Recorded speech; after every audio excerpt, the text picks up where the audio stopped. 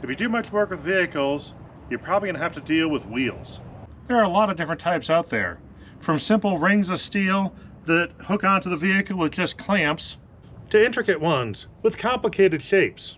With all the different sizes and varieties available, you think you'll be able to find anything you want for any application, but that's not always true. For some projects, you got to go a little differently, and that's what we're going to do in this video.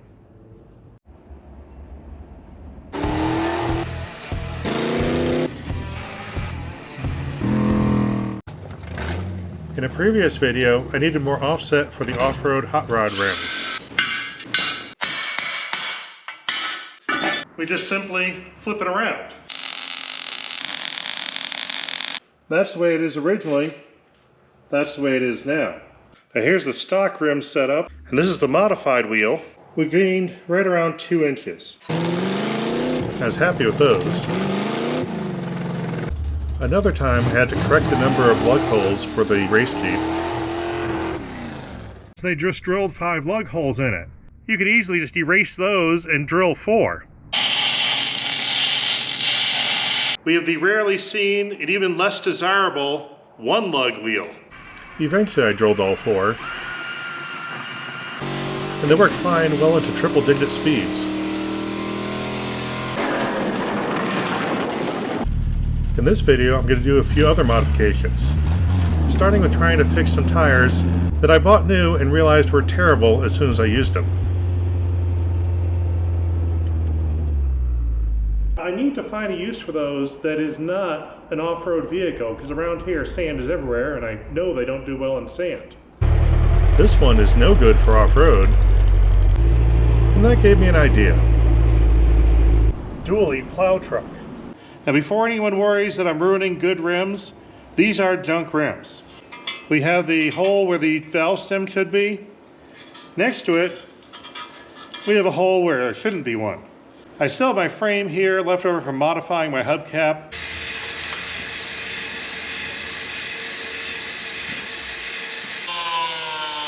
Now I want the tool to be stationary since I'm using a plasma cutter, and that'll handle all the cutting part for me. I won't need to advance it. And I'm going to be doing the rotation by hand because I want that to go slow enough this cuts all the way through.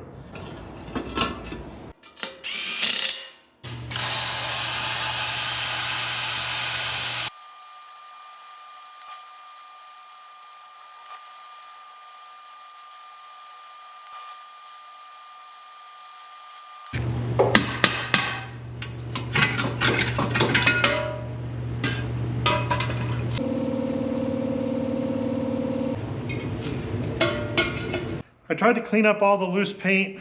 There's lots of loose paint, so I just stopped. I do want to clean up the edge where I'm going to weld it and make sure I have some clean metal to work with. This weld is going to have to hold up. I also cleaned up the area where the rust hole is and the valve stem, because I got to take care of that too. Now this rim is bent and doesn't sit flat on the floor. Usually it's the bead edge. I don't know if you can see that on camera. There's a bend right there. Normally, these are bent on the outside edge. On the inner edge here, where it's folded into the main part of the rim, is a lot stronger. So those usually aren't bent. So what I'm going to do is take some spacers and set them on the area that's probably not bent and get the area that is bent off the floor. In order to make anything seem as flat as possible, use 3. Because 3 points make a plane, and now that rim is rock steady. I also have some wheel spacers and some washers. I'm going to set that right in the middle. And I'm going to stack washers on it to get the center where I want it. With the washers in place, I can set how high this is. And with one set, I've got it pretty close to flush. Now I want to bolt the center section down because these aren't always flat. The edge feels real good all the way around. The other thing is to position it on center, which I'm not going to bother measuring. Our gap is pretty narrow. It's just the plasma cutter wide. And that is pretty easy to eyeball all the way around. Really, even if I get all the way to one side or the other, it's not going to be that far off. It's going to be off less than the dents are.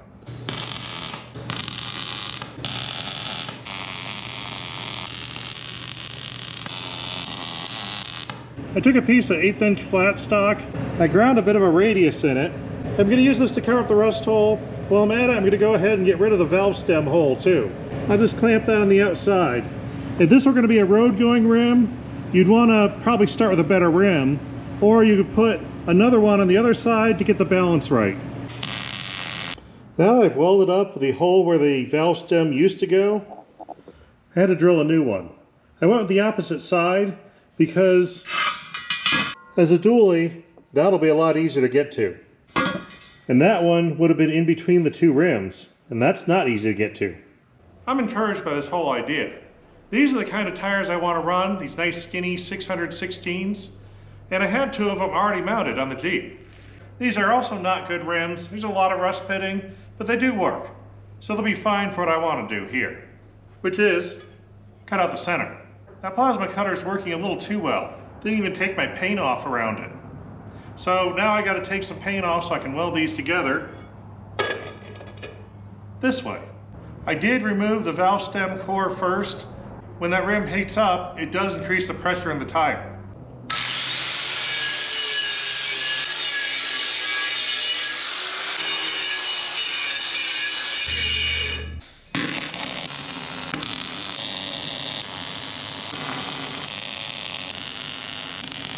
Now I have not fully welded that wheel together. I want to do a test fit to see how it's running before I complete the job. Let's spin them and see how they look.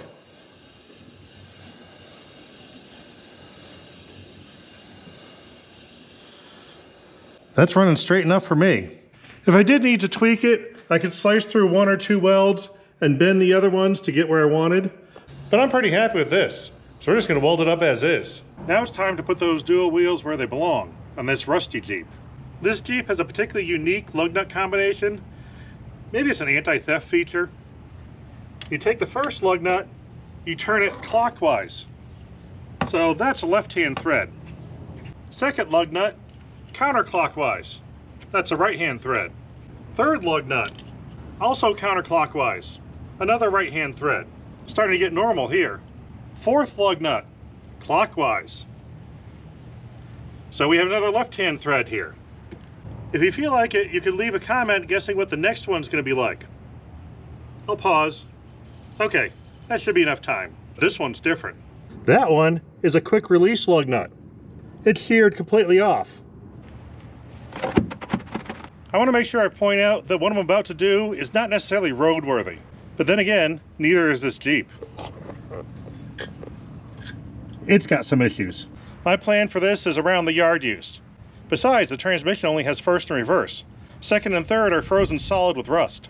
Now the first thing we run into is this is not meant for a dual wheel application. On the axle made for dual wheels, they make accommodations for the inside wheel going inward very quickly. You have the wheel mounting surface out here and the drum is moved inwards. That way the inner tire can go over this, the outer one is fine going out that way. And that makes the bearings with the hubs pretty much right at the center of the two wheels.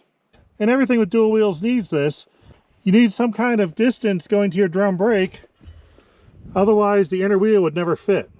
Even though this drum is almost miniature, just about hand size, it's still big enough that the rim hits here. I gotta move the mounting face outwards.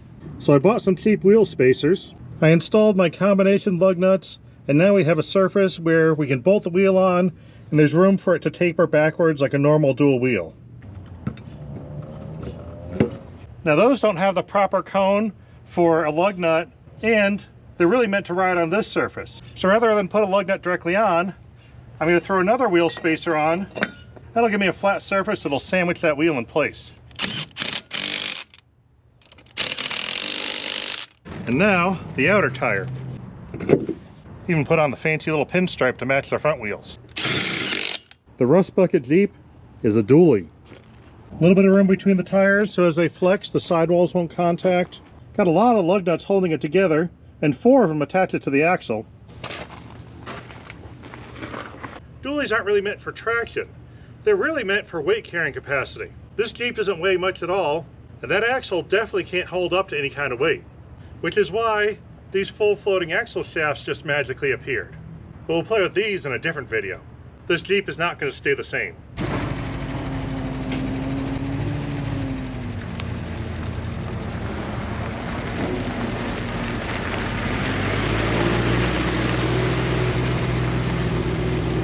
this has some possibilities. When I got this forklift, it had a bunch of mismatched tires. This thing's supposed to have 4 tires like that on it, and I need to give back these dually wheels.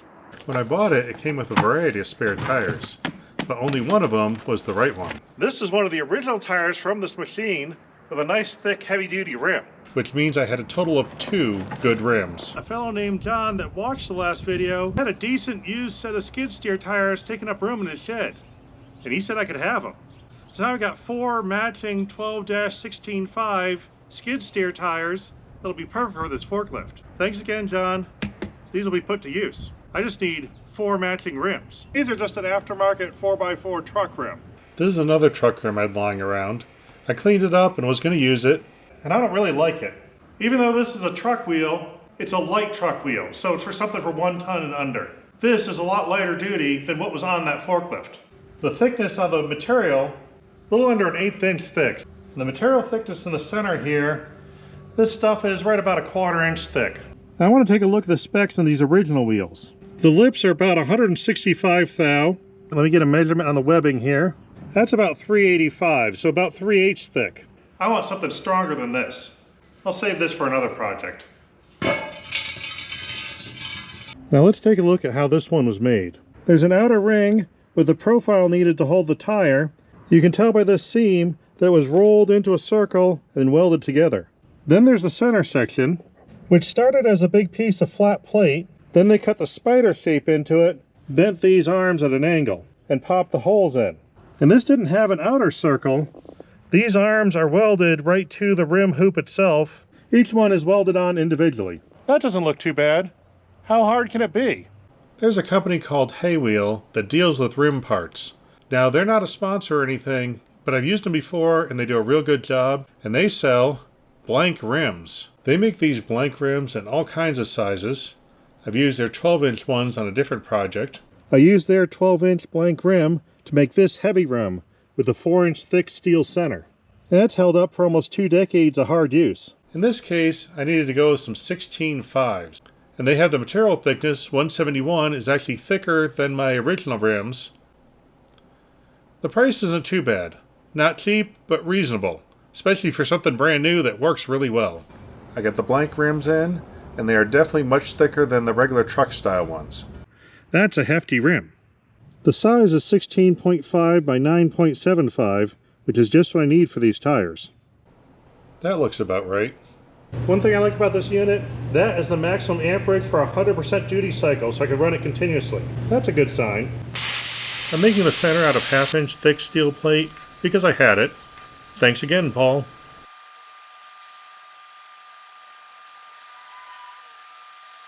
We got something, but it's a little too hot to touch right now. We're going to give that a few minutes to cool down. I think the right amount of cooling time is just about the right amount of time to eat a burrito. That's a good idea. By the time I got back, it was dark, which made the molten metal look pretty cool.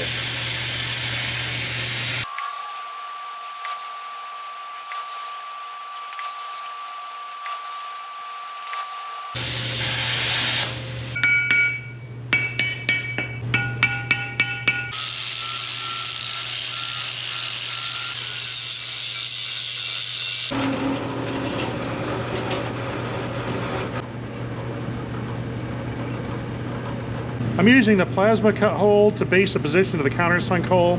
Whenever I do that, I use the top one.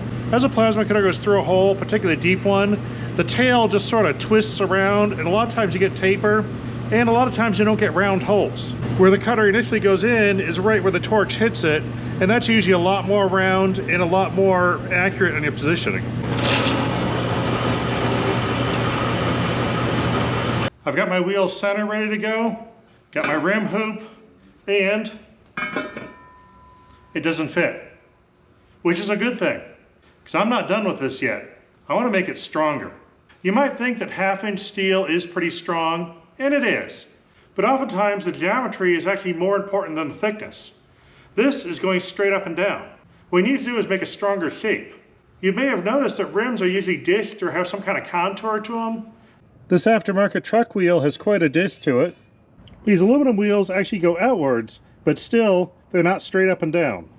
The aftermarket wheels on this Mercedes they come out and then go back in with that flange. So they're sort of a U shape. Here's a factory stamped steel rim. You'll see more of this one later. But if you look at the inside, this is another U shape. It goes out and then back in. By putting this center section at an angle, if it tried to move, it would have to expand or contract the outer hoop. And that outer hoop doesn't want to expand or contract. So that adds a lot of strength. If it was straight up and down, it could move a little bit and really not change the size of this hoop very much at all. It actually would flex pretty easy. But by putting it at an angle, it's transferring the load from the center section to the hoop, and that makes it a lot stronger. So I gotta do something like this. We want these laying over at an angle to triangulate the structure, which means I now need to bend this 1/2-inch plate. There's a hydraulic press brake attachment I picked up a few years back. I had to make some aluminum electrical boxes. I also had to make an insert in it to make the V-bend a lot smaller. I'm gonna try this out to see if it'll bend this material that is far, far, far thicker than that was ever meant for. You can see we got a small bend, and that's exactly what I'm looking for. Now I've changed my setup a little bit. I moved to one finger in the middle here, and I have one on either outside with a 5/8 impact socket thrown in there. This finger is just gonna be a stop. It's gonna go down and hit that, and then the whole thing will stop the bending. I played with a few different size sockets in there. Different diameters will give me different bend amounts. That one seems pretty good. Now the other thing is where to bend it. I don't want to distort those holes. Now my bend is going to be held on these 2 points and pushed down in the middle. So anything in that area can get distorted. And that round hole will probably end up being oval. So I'm setting it that the edge constraint is just a little bit past the hole. This way the hole should stay straight and round, and I just have my bend up here.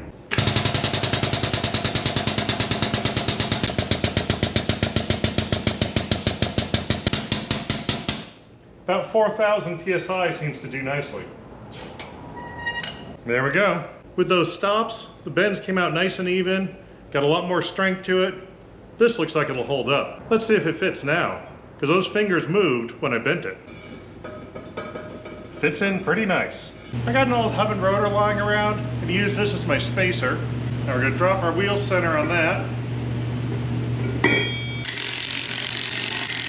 Now I don't quite have the back spacing right, and I don't want this to rock around. The floor isn't perfectly flat. I'm gonna put some spacers in 3 points under it, so now this thing is dead steady. And I'm gonna use 3 smaller spacers to bring it back up and make sure that one doesn't rock. It's pretty decent. Let's lock it down. Not sure if I mentioned this before, but I try to do tack welds at the corners to hold it in place before welding it for real. When I angle those pieces, I got a nice V groove right there, so I can fill this up really good with weld. I think this is ready to become permanent.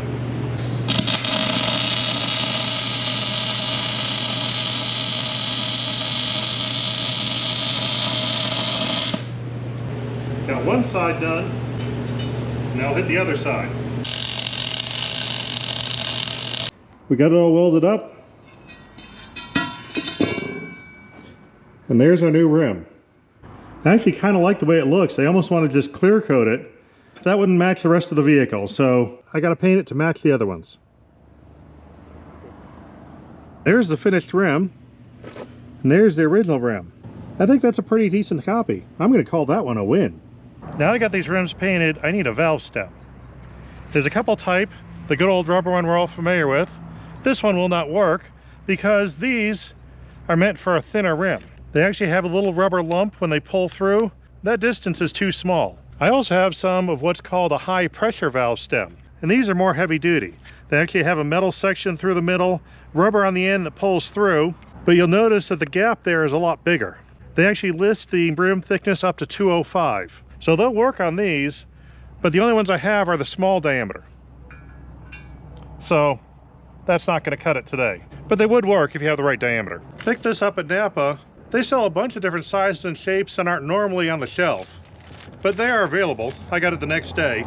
This one's solid brass. It has a hex on the end to hold it as you tighten it down, and it was the shortest one I could find. It's pretty stubby. I'm going to be moving a lot of debris with this forklift. I don't want a long valve stem that's going to catch on anything. Valve stem's in, and tires are mounted.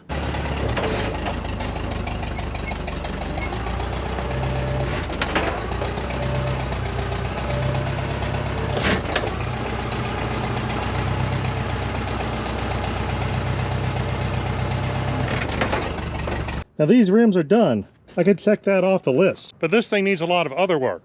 We'll get to that in a different video. In my last video on this tractor, I put 3 new tires on it.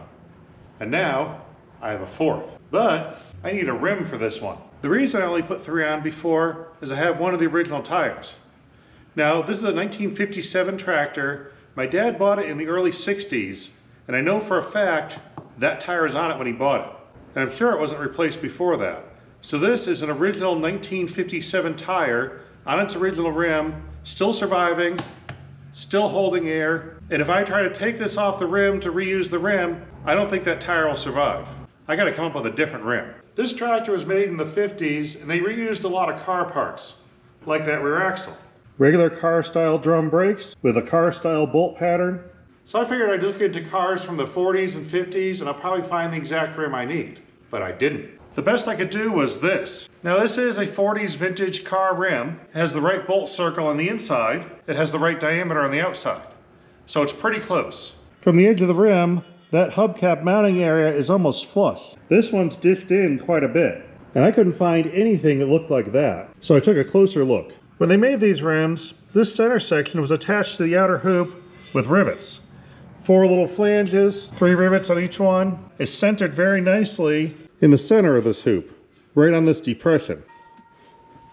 This old rim has the same 4 places attaching the center section of the outer hoop, but they're welded and they're not on center. Those edges stick up quite a bit from the center section.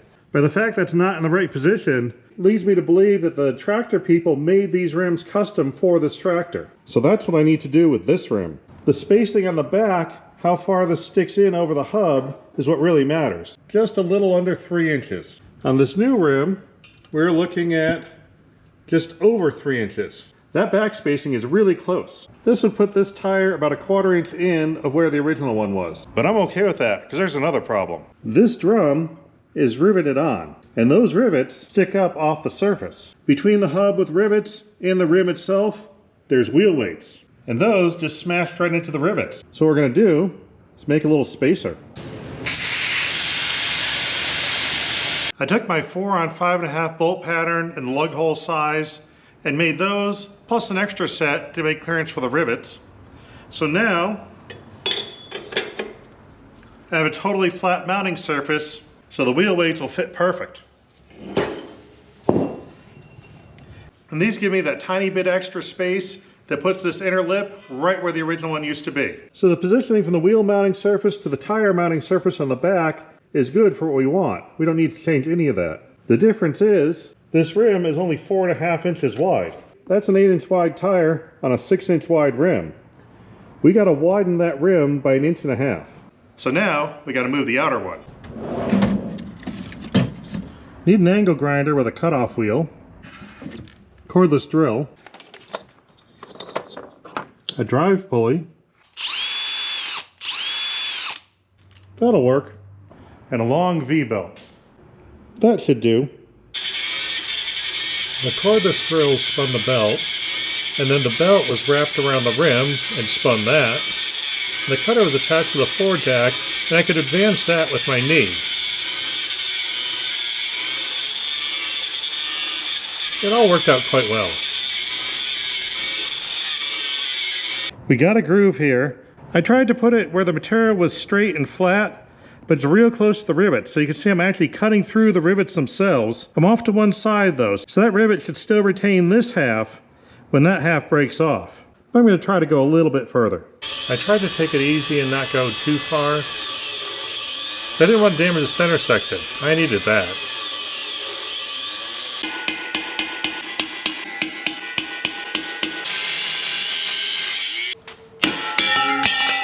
Now we got it separated. Our center section is still attached to the back with most of the rivets.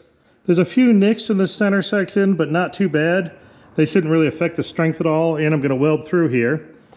And we got our front edge separated with a nice clean cut, so we're going to move it out the exact amount we want. I picked up some flat bar that's 1.5 wide by 1/8 inch thick. So this will widen the rim the amount I want, and it's about the same thickness as the original material. You just have to turn this flat into a circle.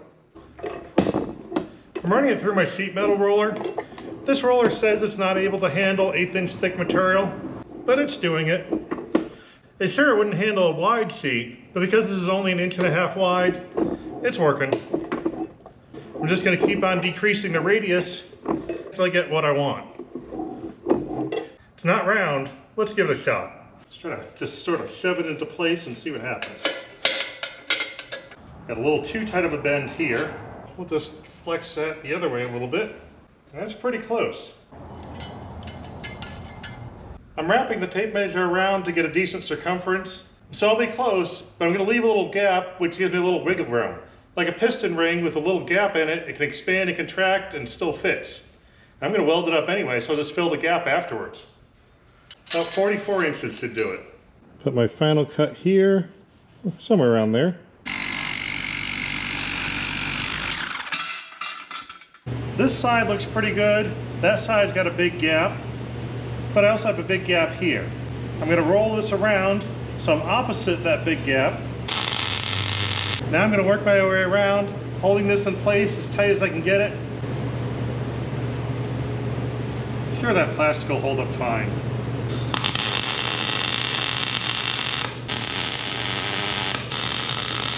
I got tacks all the way around. It was a little wavy. It didn't fit the curve perfect, which means my gap turned out bigger than I wanted. If you are trying this, leave extra length and trim it off where the ends meet. Should have done that. I'll know better next time. Somehow I ended up taking a turn on that one. I'm gonna have to do a little extra there. Sometimes I wish I was a better welder, but it's not all the time. Only when I'm welding stuff.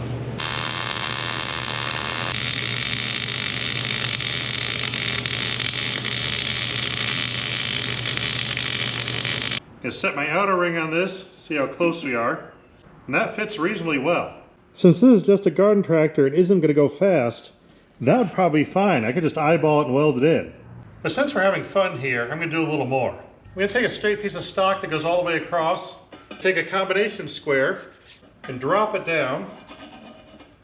And now I can see the alignment between the top and the bottom. That actually does look totally fine as is. I'm gonna lock it in place here. With the depth measurement locked down, I can move this around, not only check the alignment at different spots, I can also see the height and if we have any variations there. And I can tell because there's a little bit of a gap underneath this. So I know this side is a little bit higher than that side. But that's okay. We're gonna go ahead and weld this side. One quick tack weld is all I need. That was the highest spot I found. I'm gonna reset this height to the high spot, then I'm going to bring it over to the lower side. I'm going to lift this edge up a little bit and hold it in place using the depth gauge I just set that matches this side. And now we're level. I did a couple tack welds around. I'm going to double check everything. Looks okay, so I'm going to burn this in. I added big lumps of weld both inside and out. Then I used the magic weld fixer, the angle grinder with a flap wheel, to make it look kind of plausible. And now I'm going to throw some paint on it. I got my rim all painted and I made a mistake along the way. So we get a bonus learn from my mistakes moment. I've got the beads here from when I welded this rim together. And that is plenty of structure for this rim. And if I had done a good job welding, it would be airtight. Then I welded the inside of the rim to get rid of the seam. My plan was to grind that down so you didn't see it. I couldn't get in there with the flap wheel, and I couldn't make this flat. In hindsight, I shouldn't have used a MIG welder there because that builds up the bead. I could have left it alone, which would have been the easiest thing, because really the inside one is fine. Or I could have used a TIG welder with no filler rod, which doesn't build up a lump. It would actually make a slight depression and still fill the gap. So now, if I want this to look all smooth, I gotta find a small rotary tool and go and grind the rest of that weld down. So what I'm gonna do is tell myself that someday in the future I'll find a tool and grind that the rest of the way, and just leave it as is and ignore it for the next 10 years. Let's keep moving on. Now these weld beads that should be airtight were welded by me, so I'm going to make sure they're airtight by doing another coating. I bought this silicone roof coating because I thought it would be good for a roof, but the dust around here made it turn tan. The good part about that is I've got a gallon of 100% silicone I can just brush on whatever I want. Let's say, for example, I want to seal something and make it airtight. I'm going to brush on a good thick layer over all my welds by putting it on the inside You won't see it because of the tire, and the air pressure will push it into the holes, filling them up even better. This stuff is fairly thick, so it'll give you a good coating. I'm going to do a few layers just to be sure. We'll get this rim airtight one way or the other. Originally, this tractor wheel was attached with lug bolts. You got to run the bolt through both the wheel and the weight, and then somehow line it up in order to get this to attach. All right. Looks like we're kind of getting somewhere here. Now all I have to do is get this on there, which is not a good system. So I'm going to get rid of these. Well, I'm not getting rid of them. I'm putting them in my bin to save for later. I'm going to replace these with a different setup. The common threaded rod that you get from the hardware store is not particularly strong. This stuff, I ordered it from McMaster-Carr. It's a high strength steel, 150,000 PSI, which is about a grade 8. This will hold up fine. I got a 4-foot long section of this. It was $33. I'm going to make 10 studs out of it, which means it's $3.30 each, which isn't too bad for a grade 8 fastener. I think it'll be way easier to install than these lug bolts. And I know I got to take this apart again because someday I got to paint this thing. The one thing we got to figure out now is how long do I cut this? I took a piece of wire, bent a hook at the end, and feed that in, and sort of fish around and find where the threads end. About 3/4 of an inch of thread engagement. These rivet spacers with their fancy new paint are 1/4 inch thick. The wheel weights are 2 inches wide. I need to measure where the end of the lug nut is going to be, but because the seat of the lug nut's tapered, it's a little tricky to measure. So I've got it on a bolt that I used to hold the wheel on when I was cutting it. We just pop this in here, seat the lug nut where it's going to go, take anything flat that's lying on the floor, and I can adjust the lug nut on this bolt so the end of it is right at the wheel mounting surface, and that's just under 1 inch. I need 10 pieces at least 4 inches long, so I basically just divided the 48 inches by 10, and I'm just going to cut them a little extra long. It'll leave us about 3/4 of an inch extra, and that'll be fine.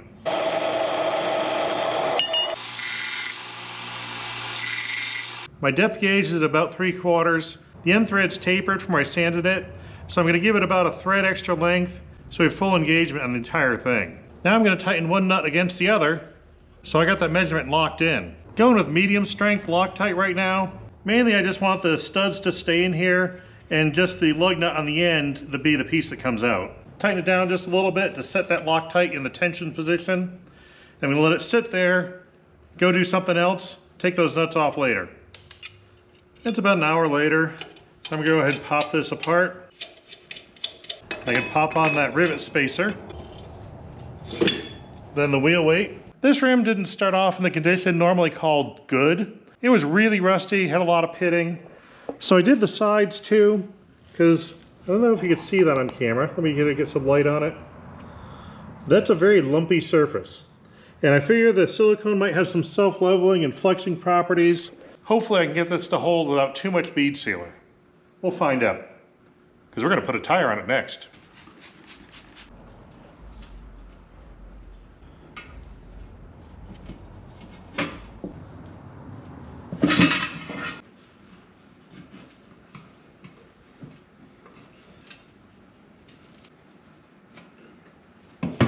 Dinged up the paint here a little bit. I'm going to touch it up before I put the bead on.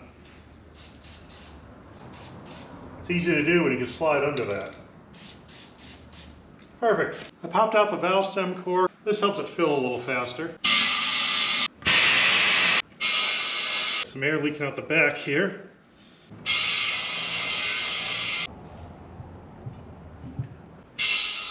There we go. Now's when we hope our welds are good. If there is some kind of failure, it's very unlikely it'll fail all at once. It'll start leaking somewhere and you'll know that something's going to happen and you lose your air pressure anyway. Welds don't usually go catastrophically, at least not this low pressure. I'm going to put 20 PSI in this. I pretty much always use 20 because it's the number I can remember since I always use it. Then I can come back and check later and see if it's changed. Let's compare it to the old one and see if it looks close.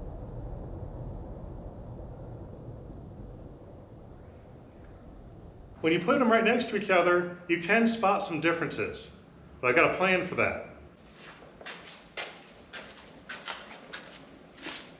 I'm going to take this tire and mount it to this side. That's a lot easier to put on. Now the only thing you see at the same time is the tread pattern, never the side of the rim. I think that'll work. Just don't tell anyone. There we go. This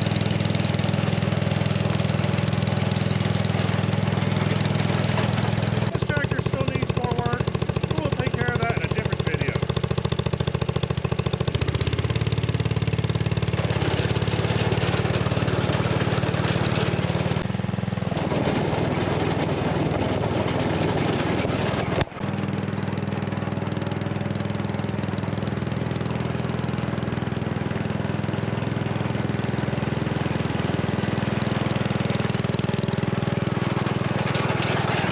That's it for this video. There's a few ways to modify rims, but that's not all of them. There's lots of possibilities. You can have a lot of fun if you use your imagination. Like these worn out half-track idler wheels. I'm gonna have some fun fixing those. Hope you guys are having fun too. We'll see you next time. I do have to fill out this worn out section somehow. I'm gonna start with a wear ring. I'm not sure where I'm gonna go from there. We'll finish this up in a future video. That's sort of becoming a theme. Apparently I have a lot more videos to make.